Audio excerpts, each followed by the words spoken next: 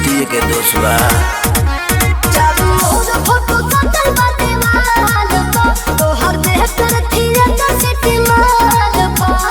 Wanted me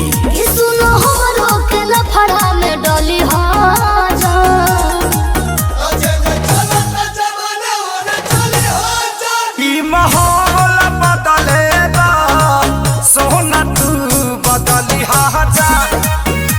माहौल बदलेगा सोना तू बदली हाजा।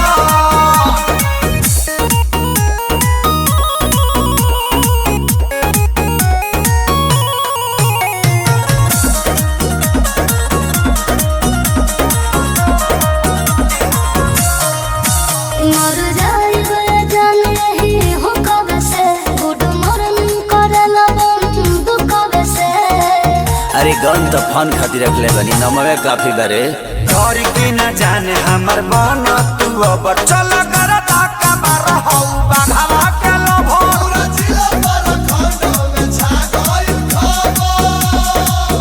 कहीं कहीं बाबू सुना के कतली हाजा।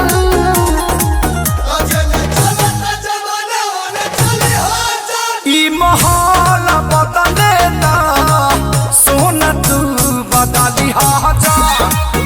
ई माहौल बदलेगा सोना तू बदली हाजा।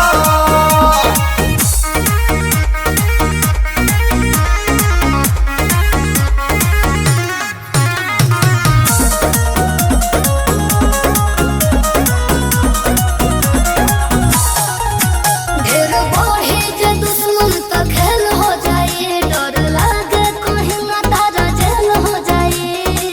डर लगता है जान। जिला के सारा गुंडा तो मानेला देवता। अब पुलिस दरोगा से चले हला नेवता। जिला के सारा गुंडा तो मानेला देवता। सुनो खेल से खेसारी खाने ढाली हो जा।